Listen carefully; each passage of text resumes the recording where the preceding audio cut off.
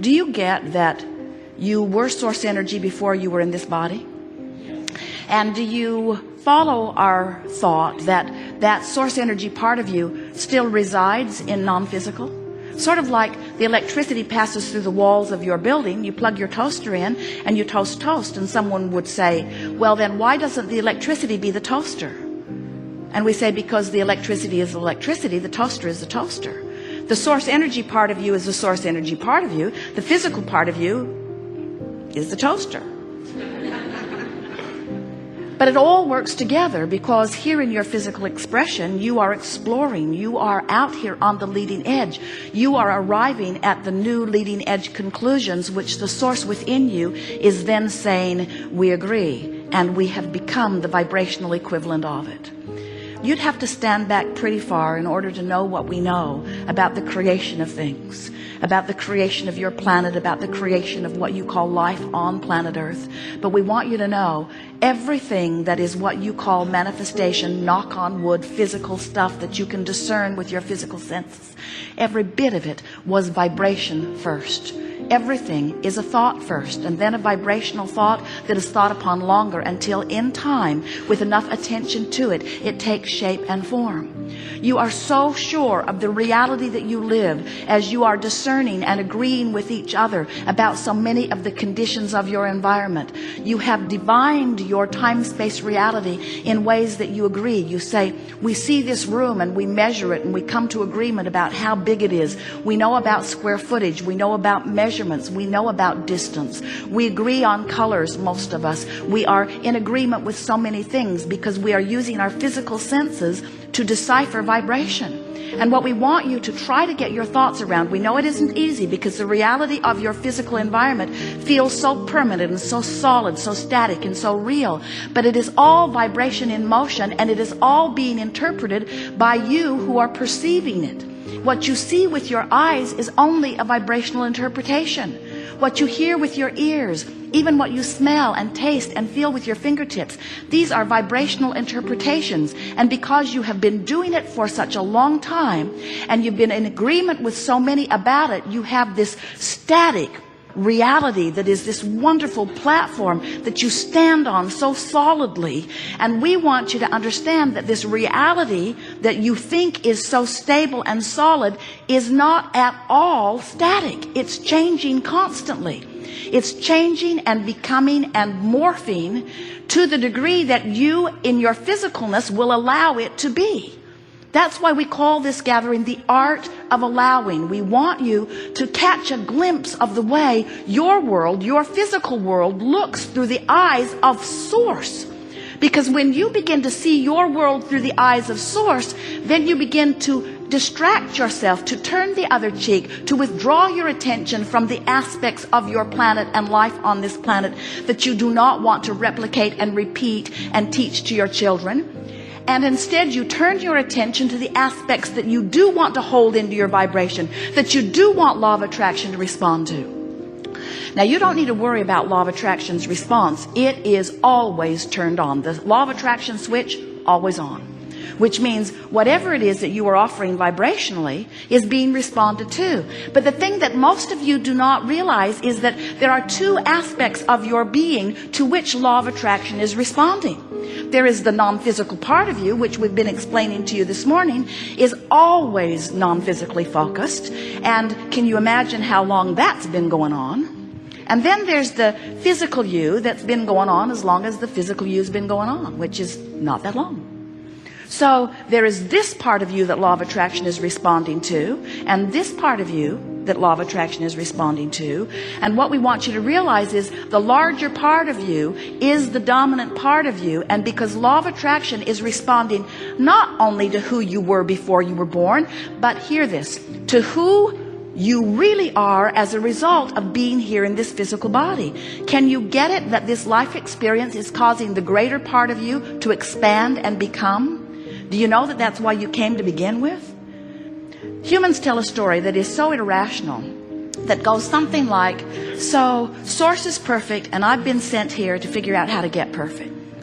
And Source has laid down laws for me to learn, and I'll learn them and I'll persevere and I'll reach for the perfection that Source has achieved. And we want you to understand that that source that you are talking about is always within you. You cannot get yourself away from it. You can pinch yourself off pretty good, but the source that is within you is always within you. And you can tell by the way you feel to what degree your thoughts in the moment are allowing the fullness of source or not. When you feel love for yourself or for another, you are a perfect vibrational match to the source within you. When you feel hatred or anger toward someone else or toward yourself, you are nowhere near the vibrational equivalent of your source.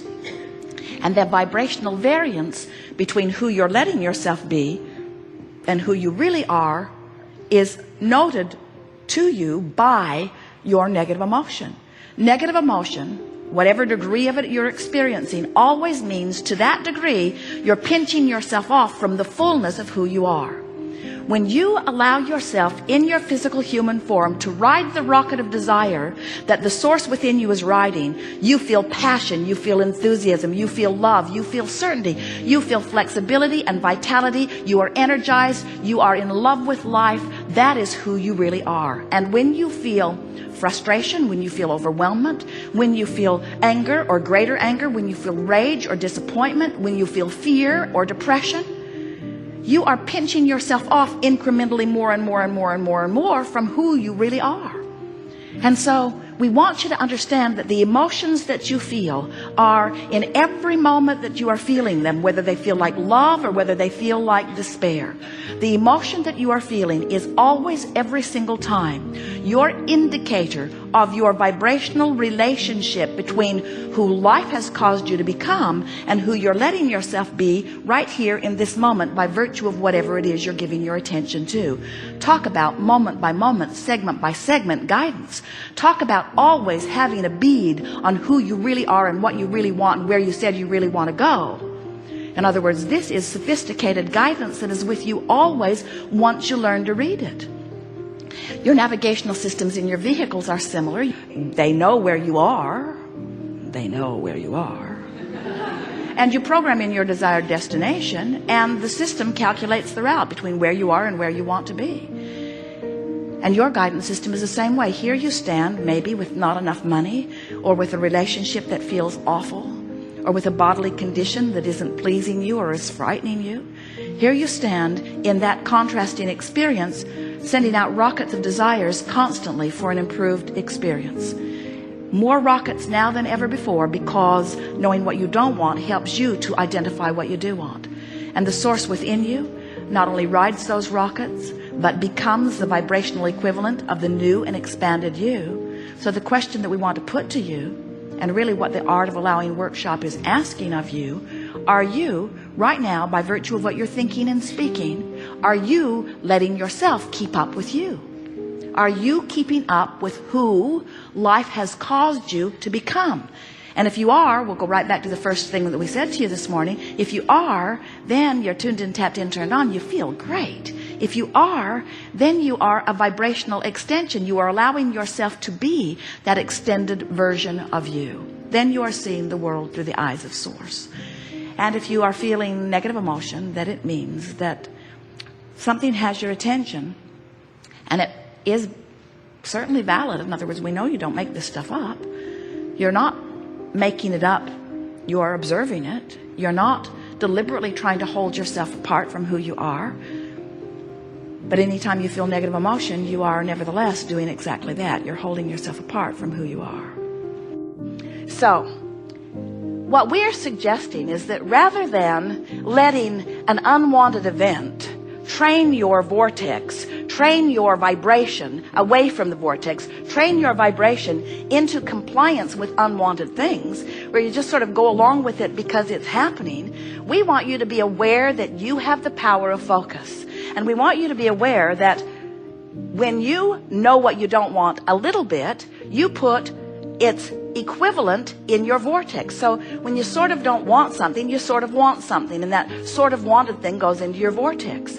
It's equivalent. It's the specifics of what you do want are equivalent to the specifics of what you don't want, and other way around. So by the time you've built something into this pathway of what you really don't want, you have, without knowing it, constructed a really specific what you do want over here in your vortex of creation. We call this vortex of creation, it's the bounce and the holding place where the evolved version of you is held in vibrational readiness for your attention to it. It's there.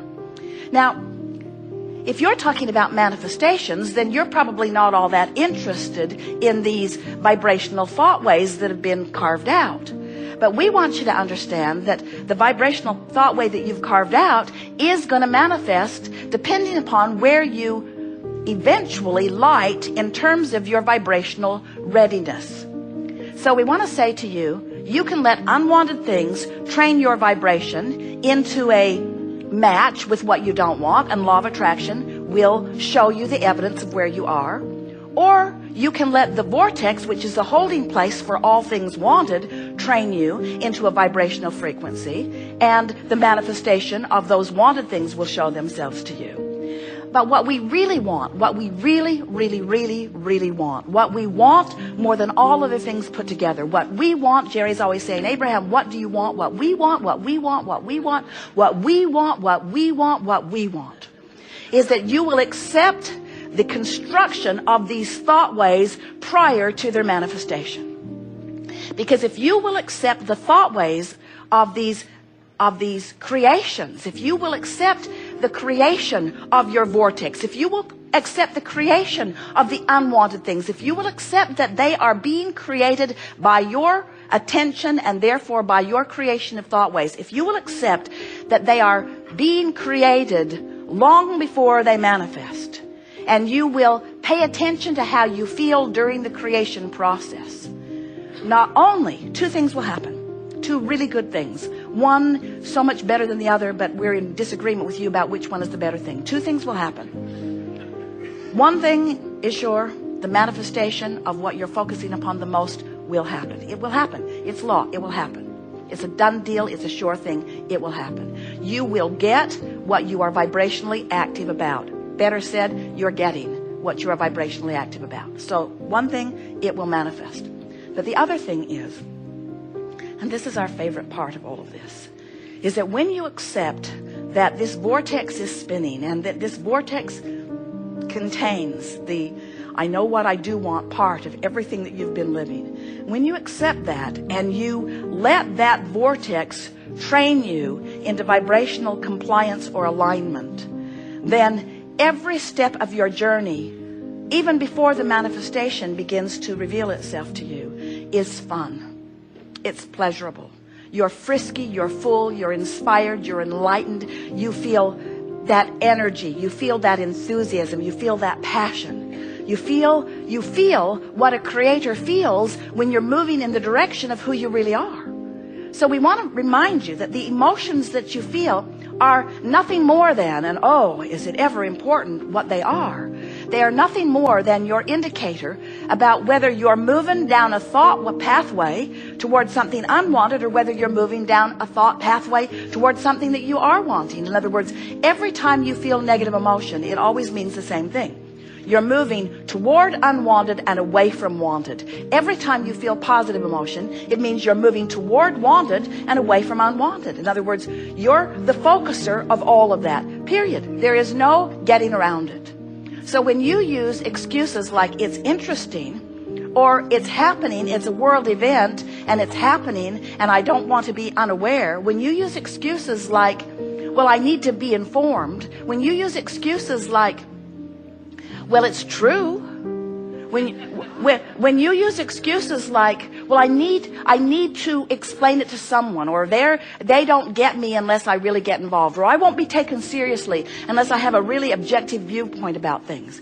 There are all kinds of such flawed reasoning, bogus reasons that you use for your explanation of why you focus away from who you are, that we come and get a little rowdy in our explanation that you are the creator of your experience.